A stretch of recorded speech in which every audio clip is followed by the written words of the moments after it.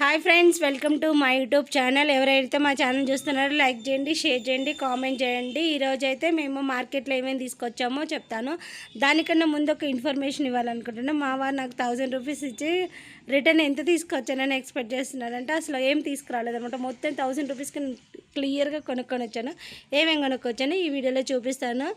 ఒక కారం packet, Vim and జీడిపప్పు, బాదం పప్పు, ఇంట్లో కావాల్సిన కొన్ని సరుకులు అయిపోతే ఆ సరుకులు తీసుకున్నాను. వాటితో పాటు కూరగాయలు తీసుకొచ్చాను. అవైగో మా వాడు అన్నీ చూపిస్తానని చెప్తున్నాను. నేను వద్దన్నా సరే అది బిల్ పేపర్ అనమాట.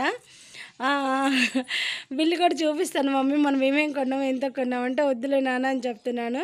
వీటితో పాటు ఇంకా కూరగాయలు కూడా తీసుకొచ్చాను. వాడైతే అన్నీ చూపించడానికి అన్నాడు. కొన్ని స్కిప్ చేద్దామన్నా కూడా యాక్సెప్ట్ చేయట్లేదు అనమాట. మొత్తం చూపించాల్సిందే మనం ఏమేమి తీసుకొచ్చామని.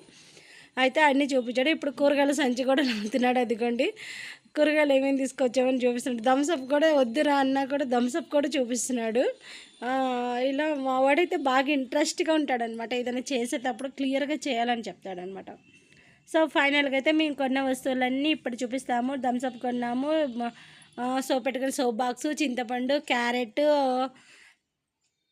దొండకాయ, అదిగో మా వాడు చూపించేది అనమాట. దొండకాయ ఇంకా లాగుతూ ఉన్నాడు, కొన్ని రాలేదు. టమాటా తీసుకున్నాను. టమాటా వచ్చి మా దగ్గర 20 రూపాయల కిలో, 50కి 3 కిలోలు ఇస్తున్నాను. నేనైతే ఒక కిలోనే తీసుకొచ్చాను, మాకు కిలో సరిపోతుంది. దాంతోపాటు మునక్కాయలు తీసుకొచ్చేసాను. అవి ఫైనల్గా అయితే ఇంకా అన్ని బీరకాయ కూడా తీసుకున్నాను. బీరకాయ వచ్చి అరకిలో వచ్చి 30 రూపీస్ అనమాట.